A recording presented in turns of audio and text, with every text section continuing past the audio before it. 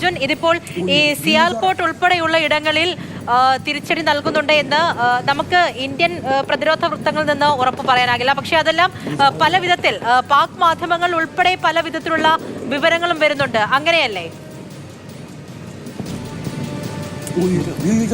അതെ, ഇന്ത്യയുടെ ഭാഗത്തു നിന്നും, അതായത് നമ്മുടെ പ്രതിരോധ വൃത്തങ്ങൾ സ്ഥിരീകരിക്കുന്ന കാര്യമെന്ന് പറയുന്നത് ഇന്ത്യ തിരിച്ചടിക്കുന്നു, ഇന്ത്യ റിട്ടാലിയേറ്റ് ചെയ്യുന്നുണ്ട് വളരെ ശക്തമായിട്ട് തന്നെ, അതിശക്തമായിട്ട് തന്നെ. അത് ജമ്മു സെക്ടറിലും അതുപോലെ തന്നെ ഈ ലൈൻ ഓഫ് കൺട്രോളിനും ഇൻ്റർനാഷണൽ ബോർഡറിനും നിയന്ത്രണ രേഖയ്ക്കും അന്താരാഷ്ട്ര അതിർത്തിക്കും സമീപത്താണ് എന്നുള്ള കാര്യമാണ് നിലവിൽ ഈ സന്ദേശത്തിലൂടെ പ്രതിരോധ വൃത്തങ്ങൾ വ്യക്തമാക്കുന്നത്. പക്ഷേ സിയാൽകോട്ട്, അതുപോലെ തന്നെ ഈ ഖാരിയാൻ, അതുപോലെ തന്നെ ജലാൽപൂർ ജട്ടാൻ, ഈ മേഖലകളിൽ ഇന്ത്യയുടെ ഡ്രോണുകൾ കണ്ടു എന്നുള്ള കാര്യം, അത് ദൃശ്യങ്ങളടക്കം പാകിസ്ഥാൻ മാധ്യമങ്ങളും അതുപോലെ പാകിസ്ഥാൻ്റെ അവിടെയുള്ള ജലാൽപൂർ ജട്ടാനിലും ഖാരിയാനിലും ഈ പറയുന്ന സിയാൽകോട്ടിലുമുള്ള പ്രദേശവാസികൾ ഇപ്പോൾ എടുത്ത് അത് എക്സ് അടക്കമുള്ള സമൂഹ മാധ്യമങ്ങളിൽ പങ്കുവെക്കുന്നുണ്ട്. അതിൽ കൂടുതൽ സ്ഥിരീകരിക്കണം, ആധികാരികത വരുത്തണം. ആധികാരികത വരുത്തിയാൽ മാത്രമേ അതിൻ്റെ കൂടുതൽ വിശദാംശങ്ങളിലേക്ക് പോകാൻ കഴിയുള്ളൂ. അതുകൊണ്ടാണ് നമ്മളത് ഇപ്പോൾ ദൃശ്യങ്ങൾ കാണിക്കാത്തത്.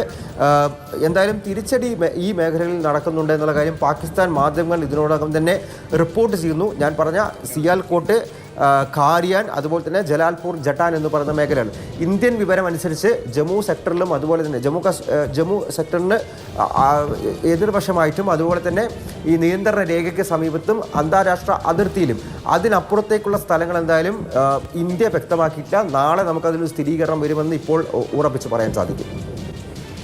ശരി, ഇപ്പോൾ ഇത്ര മാത്രമാണ് തിരിച്ചടി നൽകുന്നു എന്നുള്ള വിവരം, അത് പ്രതിരോധ വൃത്തങ്ങളിൽ നിന്ന് നമുക്ക് ലഭിക്കുന്നുണ്ട്. തിരിച്ചടി നൽകുന്നു എന്നുള്ള വിവരം മാത്രമാണ് ഇപ്പോൾ വരുന്നത്. അതിൻ്റെ സ്ഥലങ്ങൾ എവിടെയൊക്കെയാണ്, ഏതെല്ലാം സ്ഥലങ്ങളിലാണ്, എങ്ങനെയാണ് തിരിച്ചടികൾ നൽകുന്നത് തുടങ്ങിയ കാര്യങ്ങളെ സംബന്ധിച്ചൊക്കെയുള്ള സ്ഥിരീകരണം അത് ഇനിയാണ് വരേണ്ടത്. പക്ഷേ ഇത്രയും നേരം നമ്മൾ സംസാരിച്ചതുപോലെ തന്നെ വീണ്ടും വീണ്ടും പ്രകോപനം തുടരുന്ന പാകിസ്ഥാനെതിരെ ഇന്ത്യ തിരിച്ചടിക്കുന്നു എന്നുള്ള നിർണായകമായ വിവരം, അതിൻ്റെ സ്ഥിരീകരണം, തിരിച്ചടിക്കുന്നു എന്നുള്ളൊരു സ്ഥിരീകരണം ഇപ്പോൾ വരുന്നുണ്ട്. ആ സ്ഥലങ്ങൾ ഏതൊക്കെയാണ്, എങ്ങനെയൊക്കെയാണ് തിരിച്ചടി നൽകുന്നത് തുടങ്ങിയ വിവരങ്ങൾ അത് പ്രതിരോധ വൃത്തങ്ങളിൽ നിന്നും ഇനിയായിരിക്കും വരിക, ഒരുപക്ഷെ നാളെ ആയിരിക്കും വരിക. എന്തായാലും ഈ കാത്തിരുന്നത് പോലെ ഇത്രയും നേരം 200ഓളം ഡ്രോണുകൾ, ഇന്നത്തെ ഈ വെള്ളിയാഴ്ച ദിവസം രാത്രി ഇത്രത്തോളം ഡ്രോണുകൾ, 200ഓളം ഡ്രോണുകളാണ് ഇന്ത്യൻ മണ്ണിലേക്ക് എത്തിയത്. പലയിടങ്ങളിലും ആംഡ് ഡ്രോണുകളാണ് ഉപയോഗിച്ചത്, സ്ഫോടനശേഷിയുള്ള ഡ്രോണുകളാണ്. 26 കേന്ദ്രങ്ങൾ, 4 സംസ്ഥാനങ്ങളിലെ 26 കേന്ദ്രങ്ങൾ ആണ് ഈ ഡ്രോണുകൾ എത്തിയത്. അങ്ങനെ വീണ്ടും വീണ്ടും ഇരുട്ടിന്റെ മറവിൽ വീണ്ടും വീണ്ടും പ്രകോപനം സൃഷ്ടിച്ചുകൊണ്ടിരിക്കുന്ന പാകിസ്ഥാന് ഇന്ത്യ തിരിച്ചടി നൽകുന്നു എന്നുള്ള കാര്യം ഈ നിമിഷം സ്ഥിരീകരിക്കാം എന്നുള്ളതാണ്. പല പാക് മാധ്യമങ്ങളിലും ചില ഇടങ്ങളിലൊക്കെ ഡ്രോണുകൾ എത്തുന്നുണ്ട്, അവിടെ ആക്രമണം നടക്കുന്നുണ്ട് തുടങ്ങിയ വിവരങ്ങളൊക്കെ വരുന്നുണ്ട്. പക്ഷേ അതല്ല നമ്മൾക്ക് വേണ്ടത്. നമ്മുടെ പ്രതിരോധ വൃത്തങ്ങളിൽ നിന്നും കൃത്യമായിട്ടുള്ള വിവരങ്ങൾ നമ്മൾക്ക് വരേണ്ടതായിട്ടുണ്ട്. പക്ഷെ എങ്ങനെയായിരിക്കും ഇന്ത്യയുടെ നീക്കം എന്നുള്ളത് ഇത്രയും നേരം ആകാംക്ഷയോടുകൂടി നമ്മൾ കാത്തിരിക്കുന്നുണ്ടായിരുന്നു. അതിലാണ് ഇപ്പോൾ ഒരു സ്ഥിരീകരണം വരുന്നത്.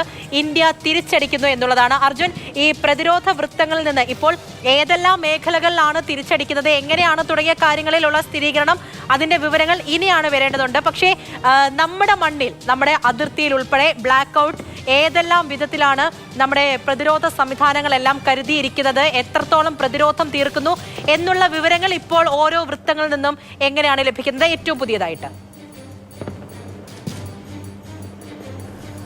പൂജ, 4 സംസ്ഥാനങ്ങൾ എന്ന് പറയുമ്പോൾ ഗുജറാത്ത്, രാജസ്ഥാൻ, പഞ്ചാബ്, ജമ്മു കാശ്മീർ, ഈ 4ഇടത്തും അതിർത്തി പ്രദേശങ്ങളിൽ ബ്ലാക്ക് ഔട്ടാണ്.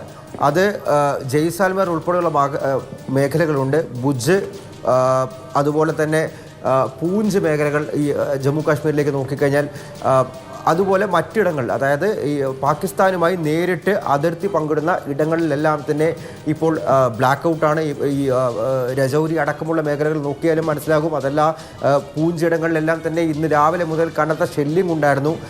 കനത്ത രീതിയിൽ ഈ പാകിസ്ഥാൻ്റെ ഭാഗത്തു നിന്നും ആർട്ടിലറി ഫയറിംഗ് ഉണ്ടായിരുന്നു.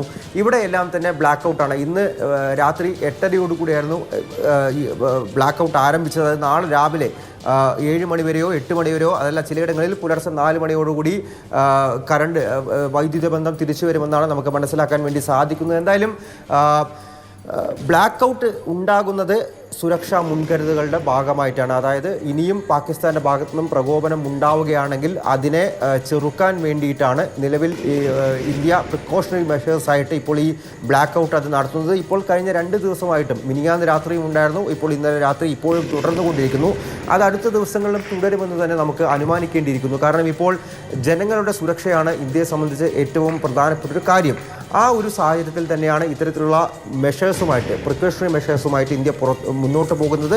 ഞാൻ പറഞ്ഞ പോലുള്ള 4 സംസ്ഥാനങ്ങൾ, ഗുജറാത്ത്, രാജസ്ഥാൻ, ജമ്മു കാശ്മീർ, പഞ്ചാബ്, ഇവിടെ എല്ലാവരുടെയും അതിർത്തി പ്രദേശങ്ങൾ, പാകിസ്ഥാനുമായി നേരിട്ട് അതിർത്തി പങ്കിടുന്ന മേഖലകളിൽ ഈ ബ്ലാക്ക് ഔട്ട് ഇപ്പോഴും തുടരുകയാണ്. ശരി, അർജുൻ പീതാംബരനാണ് വിവരങ്ങൾ നൽകിക്കൊണ്ടിരിക്കുന്നത്. ആ രീതിയിലാണ് പലയിടങ്ങളിലും ഇപ്പോഴും 4 സംസ്ഥാനങ്ങൾ കേന്ദ്രീകരിച്ചുകൊണ്ടാണ് പാകിസ്ഥാൻ പ്രകോപനമുണ്ടായത്.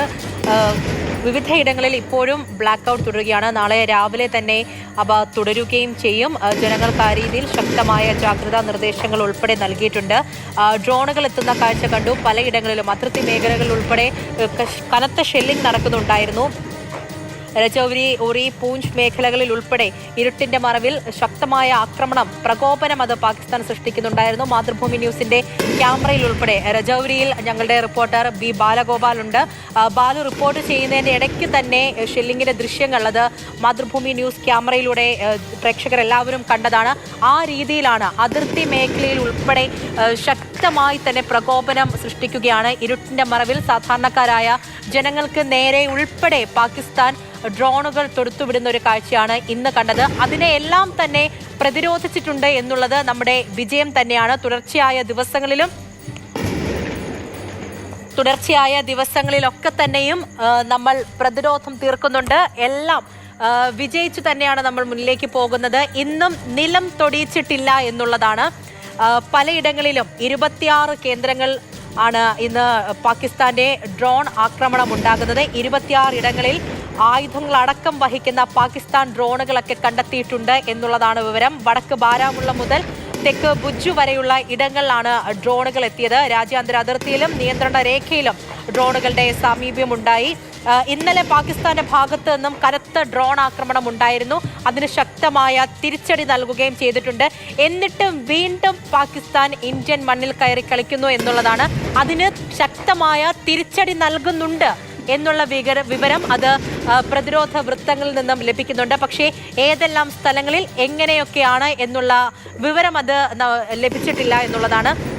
അതിന്റെ വിവരങ്ങൾ പിന്നീടായിരിക്കും പുറത്തു വരിക. പക്ഷേ കാത്തിരുന്നത് പോലെ തിരിച്ചടി നൽകുന്നുണ്ട് എന്നുള്ള വിവരം ഉറപ്പാണ്. ഇന്നും 1 മണിക്കൂറായിരുന്നു ഡ്രോൺ ആക്രമണം ഉണ്ടായത്. കഴിഞ്ഞ ദിവസം 15 ഇടങ്ങളിലാണ് എന്നുണ്ടെങ്കിൽ ഇന്ന് ആ സ്ഥലങ്ങളുടെ സംഖ്യ കൂടുകയാണ്. 26 കേന്ദ്രങ്ങളിൽ, 4 സംസ്ഥാനങ്ങളിൽ 26 കേന്ദ്രങ്ങൾ ലക്ഷ്യമിട്ടുകൊണ്ടാണ് ഇന്ന് പാകിസ്ഥാന്റെ ഡ്രോണുകൾ എത്തിയത്. സൈനിക കേന്ദ്രങ്ങളെ ലക്ഷ്യമിട്ടുകൊണ്ട് മാത്രമല്ല, ജനവാസ മേഖലയിൽ ഉൾപ്പെടെ ആ ഡ്രോണുകൾ എത്തുന്നു എന്നുള്ളതാണ്. കാരണം തീവ്രവാദ കേന്ദ്രങ്ങൾ ലക്ഷ്യമിട്ടുകൊണ്ട്, ആ മേഖലകൾ ലക്ഷ്യമിട്ടുകൊണ്ട് മാത്രമാണ് ഇന്ത്യ പാകിസ്ഥാന് ആക്രമിച്ചത് എന്നുണ്ടെങ്കിൽ അങ്ങനെ ഒരു പോയിന്റ് പോലും പാകിസ്ഥാൻ ഇന്ത്യൻ മണ്ണിൽ കണ്ടെത്താനാകില്ല എന്നുള്ള കാര്യം ലോകത്തിന് പോലും ഉറപ്പുള്ളതാണ്. അങ്ങനെ ഇരിക്കെ സൈനിക കേന്ദ്രങ്ങളും ജനവാസ മേഖലയും കേന്ദ്രീകരിച്ച് വീണ്ടും പ്രകോപനം സൃഷ്ടിക്കുമ്പോൾ അതിന് ശക്തമായിട്ടുള്ള തിരിച്ചടി നൽകുന്നു എന്നുള്ള വിവരം ഇപ്പോൾ പുറത്തു വരുന്നുണ്ട്. എന്നാലും ഓരോ സംസ്ഥാനങ്ങളിലും കൃത്യമായ നടപടികളുമായി മുന്നിലേക്ക് പോവുകയാണ്. ബ്ലാക്ക് ഔട്ട് ഉണ്ട് പല മേഖലകളിലും. ജനങ്ങൾക്ക് ശക്തമായ നിർദ്ദേശങ്ങൾ ഉൾപ്പെടെ നൽകിയിട്ടുണ്ട്. കരുതിയിരിക്കണം എന്നതുൾപ്പെടെയുള്ള നിർദ്ദേശമുണ്ട്. പക്ഷേ ഓരോരുത്തരെയും സംരക്ഷിച്ചുകൊണ്ട് നമ്മുടെ സൈന്യം മുന്നിലേക്ക് പോകുന്നു എന്നുള്ളതാണ്. അതിർത്തി മേഖലകളിൽ ഉൾപ്പെടെ ശക്തമായ ഷെല്ലിംഗ് തുടരുന്നുണ്ട്. പൂഞ്ചിൽ ഉൾപ്പെടെ ശക്തമായ ഷെല്ലിംഗ് ഉണ്ട്. സാംബ മേഖലയിൽ ഉൾപ്പെടെ പൊട്ടിത്തെറി ഉണ്ടായി എന്നുള്ള വിവരങ്ങൾ അത് പ്രദേശവാസികൾ തന്നെ പറയുന്നുണ്ട്. ഓരോ പ്രധാനപ്പെട്ട കേന്ദ്രങ്ങൾ ഒക്കെ തന്നെയും ഈ ഡ്രോണുകൾ എത്തുന്നു എന്നുള്ളതാണ്. പക്ഷേ അതിനെ എല്ലാം തന്നെ നിർവീര്യമാക്കുന്നുണ്ട്. നിലം തൊടിയിച്ചിട്ടില്ല എന്നുള്ളതാണ്.